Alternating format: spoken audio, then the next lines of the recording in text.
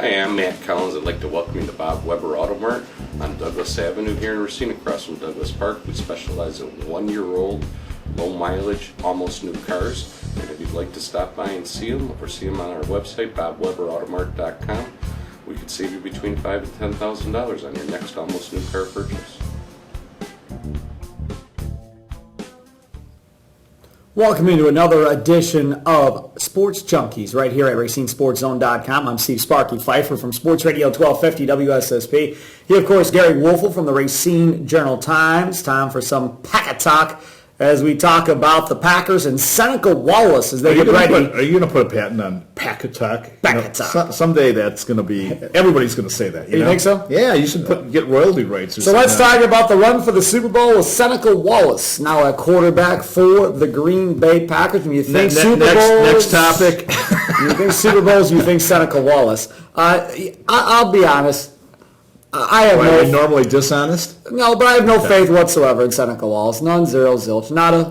Again, he's been in the league for a long time. His career total touchdowns, I believe, are 31. That would be a bad year for Aaron Rodgers of throwing 31 touchdown passes. That's what it's been in his 10-year career, whatever the case may be. He's got a losing record over his career as well. He's 33, which means now you're asking to transform him late in his career into something. Will McCarthy make this offense try and help him out as much as possible? Sure.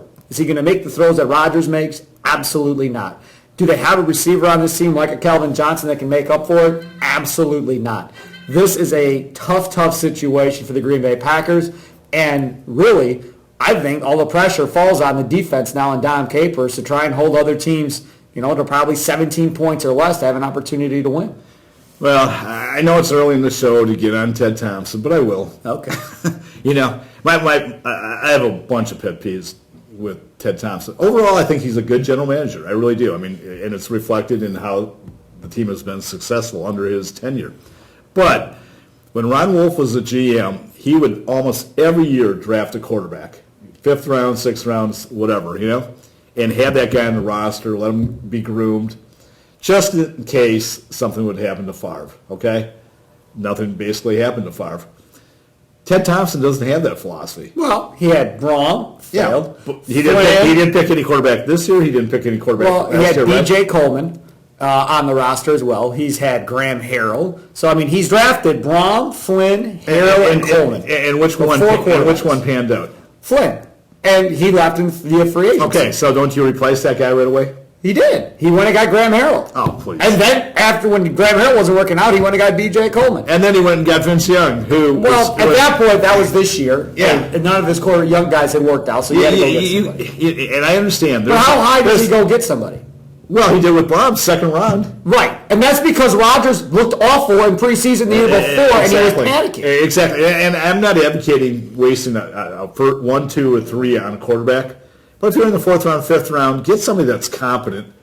It's the most important position on your football team. The backup quarterback? No. No. I'm saying the quarterback position overall. Okay, fine. That's my point. Okay. And if your number one goes down and you got some slacker coming in that can't do diddly, right?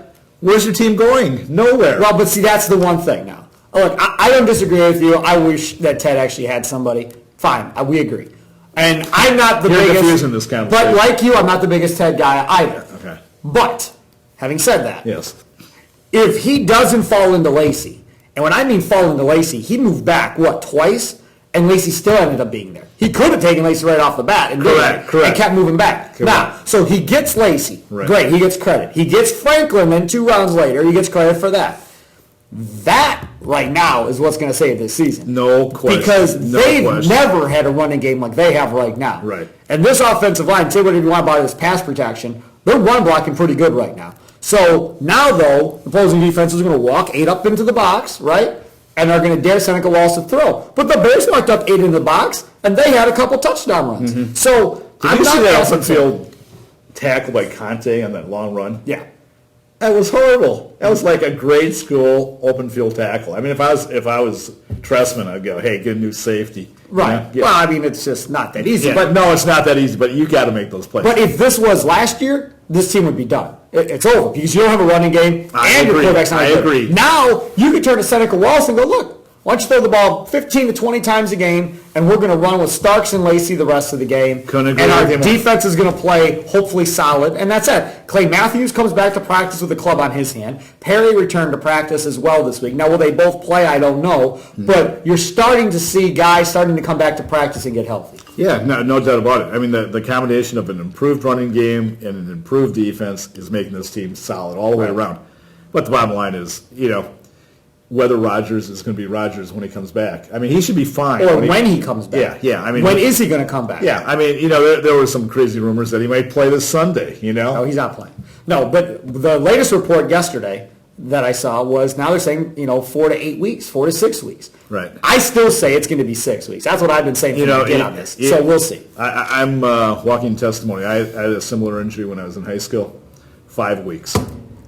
And I guarantee I didn't have all the modern day medicine. So he should be back before 5 weeks? Yeah, he should be. I don't think there's any question. And it's not his throwing shoulder on top of it. Right. So I have no doubt. See, the issue that I have if that's really the injury. if he comes back sooner than he should, I think maybe you put at risk of re-injuring it. Then you're really screwed. Mm-hmm. He takes another hit, and that thing's not fully healed, and they gamble, and then he is out for the rest of the year. Now you have problems. Let's have some fun. I'm going to throw this at you and see what your reaction is. If this is Brett Favre, do you think he would play through it? No. See, I disagree. Nope. I disagree.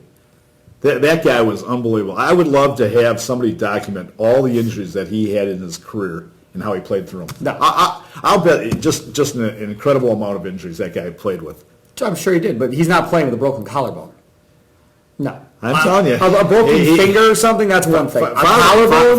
Favre is one. I mean, he's an exception to the rule. See, this is what happens. This is like Michael Jordan. Same crap. Where the legend grows. The farther away this guy goes from playing. You hear stories about Michael Jordan. Michael Jordan never missed a shot in his career. Never missed a shot at the end of the game. Man, never missed any shot. I mean, seriously. But seriously, there's a reason I brought this up. I mean, if he didn't have that consecutive streak of playing, I'd say I wouldn't. Okay, fine. I agree. And it's been documented. He played with injury after injury. Sure, but we're talking about a broken collarbone. I know. I'm not talking about a high sprained ankle. And you're right, but it is also his non-throwing shoulder. So what? So what? That doesn't hurt? The non-throwing shoulder, because it's here. Oh, the collarbone doesn't hurt as much because it's not on my throwing shoulder. That's still pain. See, this is the type of response I was hoping to get from you. Rodgers went to go get I wanted to get you from what I was told, motivated. From what I was told, Rodgers went to go get his pads on, and he couldn't. Because he was going to attempt to try and come back out there. He couldn't get his pads on. He was in so much pain. No. Did you see when they were going to lift him up off the field?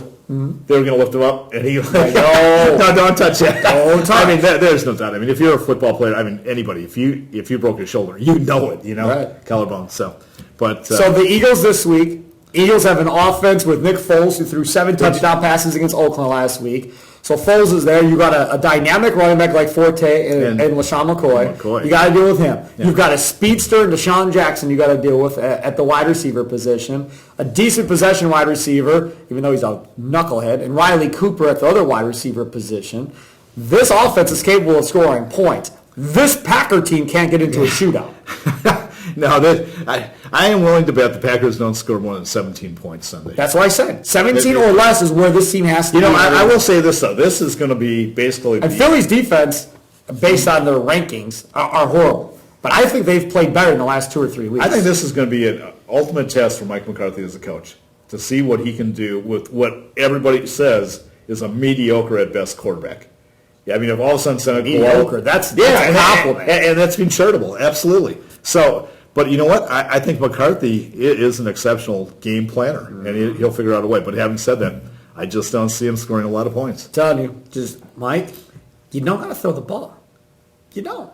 If you're running the football, that's like in that Bear game. Mm-hmm. Seneca comes in there. They literally run the ball all the way down the field, and then they get inside the 10, and they go, Seneca, we want you to throw now. Yeah, exactly. Why are we asking him to throw? They can't stop us running. There's no reason. The coaches sometimes... want to outsmart the other guy and want to be smarter than the other guy. Oh, look, you know what? I know we've run the ball this whole time, but we can throw it too. We'll show you. Oh, that was intercepted. Okay, one other thing on the run game. You're talking about Lacey. And yeah, Lacey's been a great addition. But I'm telling you, I have not seen a more dominant run blocker for the Green Bay Packers than Josh Sitton in a long, long, long time. Going back to like Gail Gillingham, long time. He's just incredible. I was watching the game with some friends the other day.